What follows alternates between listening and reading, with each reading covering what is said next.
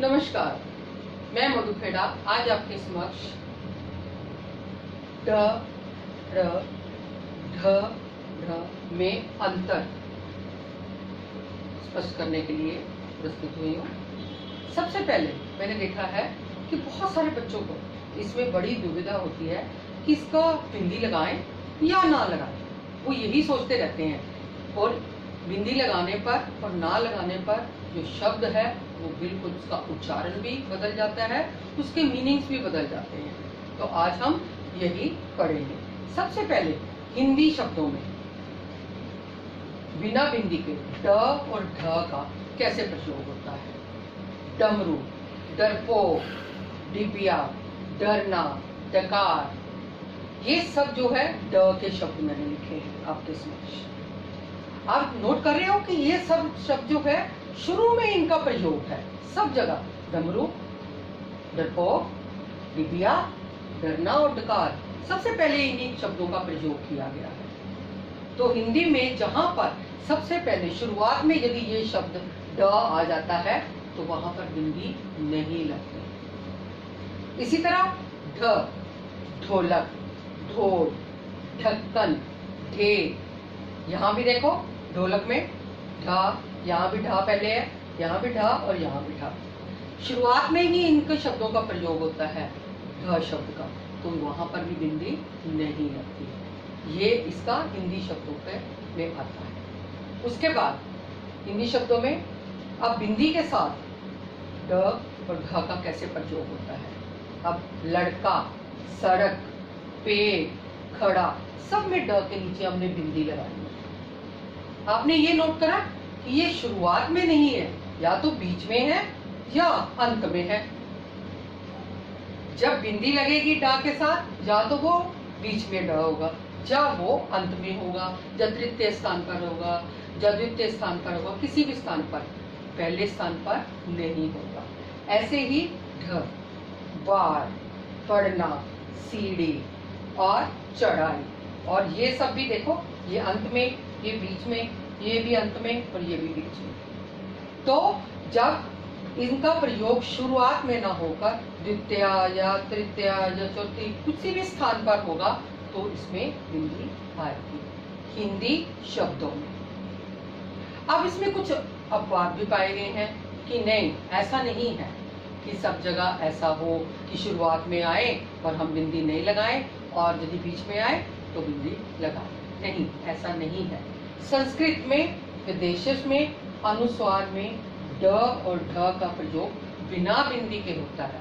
संस्कृत शब्द जैसे पंडित संस्कृत शब्द है, दंड संस्कृत शब्द है, ये देखो इसमें बीच में है और इसमें अंत में है, पर यहाँ पर संस्कृत शब्दों में इसका प्रयोग जो है वो ड होता है बिना बिंदी के। उसके बाद विदेशी शब्द है और अनुस्वार।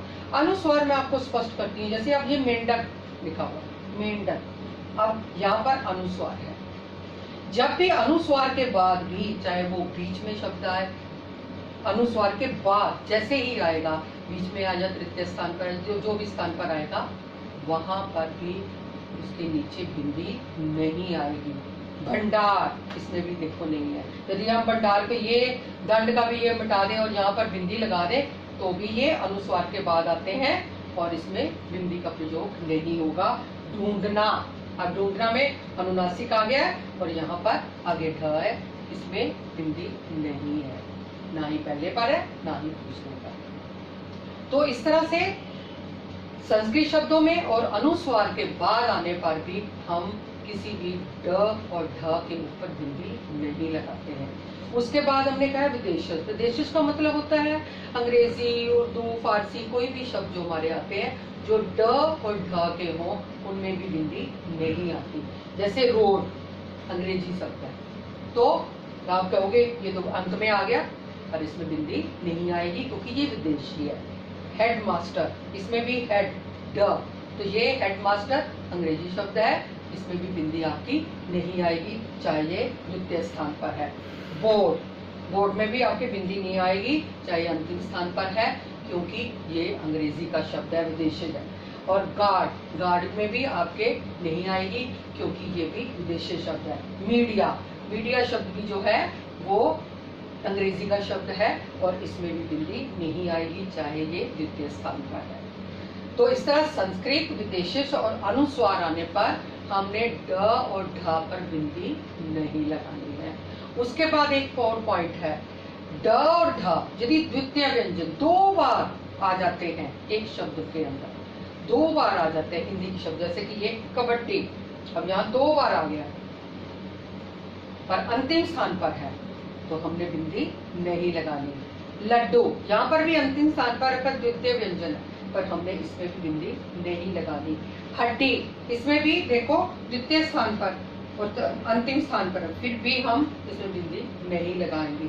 ढूंढ इसमें भी आप बिंदी नहीं लगाओगे क्योंकि दोनों ही शब्द जो है द्वितीय व्यंजन है, एक जैसे हैं दोनों शब्द। तो इस तरह से दो बार जो शब्द आते हैं उसमें भी बिंदी का प्रयोग नहीं होता है, चाहे वो ड है चाहे वो ढ। उसके बाद उपसर्ग, अब जैसे हमारा मूल शब्द है डर, पर जैसे ही उपसर्ग उसके साथ नी लगाते हैं, नी उपसर्ग लगाया हमने यहाँ पर, इसको नी को लगाया है तो वो डर, नी लगाने पर वो डर पर बिंदी नहीं आएगी, चाहे वो बीच में आए, वो उसका जो मूल शब्द है वो वैसे का वैसा ही रहेगा।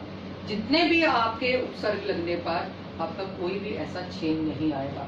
अब यहाँ पर डिग शब्द जो है ड से स्टार्ट है बिना बिंदी के, ठीक है हिंदी का शब्द, परंतु जैसे ही उसके साथ उपसर्ग का हमने प्रयोग किया, अधिक बनाया, तो ये नहीं कि जो बीच में आ गया तो हम उसमें बिंदी लगा दें, नहीं, उसमें भी बिंदी नहीं लगेगी क्योंकि उनके मूल शब्द डिग और डर है। हमने उन पर जब उपसर्ग लगाया तो उसका रूप चेंज हुआ, रूप चेंज होने पर बीच में आने पर भी हम उसकी बिंदी को नहीं लगाएंगे। इस तरह से हमने हिंदी शब्दों में सीखा कि जो शुरुआत में ही शब्द लिखे जाते हैं, डरपोक, डर और डिबिया, डरना, डकार, इस तरह से उसमें बिंदी नहीं आती है। ढोलक, ढोल, ढक्कन, ढेर, इस तरह से इसमें बिंदी नहीं आती। बिंदी किसमें आती है? जो हिंदी शब्दों में बीच में या द्वितीय स्थान पर या तृतीय या अंतिम स्थान पर होते हैं, उन पर दोनों में ड और ड में बिंदी आती है। संस्कृत विशेषण अनुसार में जो अनुस्वार शब्द होते हैं उनमें भी बिंदी नहीं आती है।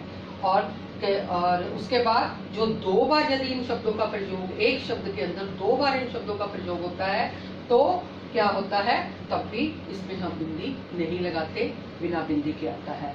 उपसर्ग लगने पर भी ये अपना मूल शब्द वही जो होता है वही लगता है, इसमें भी बिंदी का प्रयोग नहीं होता, चाहे वो शब्द ड दोनों ही शब्द है द्वितीय स्थान पर हो, तृतीय पे हो, कहीं स्थान पर भी हो, पर उपसर्ग लगने पर वो वही का वही रहता है। तो इस तरह बच्चों हमने ये सब सीखा। आशा करती हूँ सब बच्चों को इस अंतर को अच्छे से समझ में आ गया होगा, और यदि आप इसको एक या दो बार देखोगे तो आपको बड़े अच्छे से याद हो जाएगा कि कहाँ हमने बिंदी का प्रयोग करना है ड के साथ और कहाँ नहीं करना है। तो ये एक नियम है उनके, जिनको मैंने आपको बड़े तरीके से और बड़ी आसान जो कहते हैं ट्रिक्स है उसमें बताया। आशा करती हूँ सबको समझ में आया होगा, और सब लाइक, शेयर और सब्सक्राइब करना मत भूलिए, ताकि मेरी अगली वीडियो जो अगले कोई अंतर है तो वो आपके पास जल्दी से जल्दी पहुंच सके, ताकि आप उसका लाभ उठा सकें। धन्यवाद।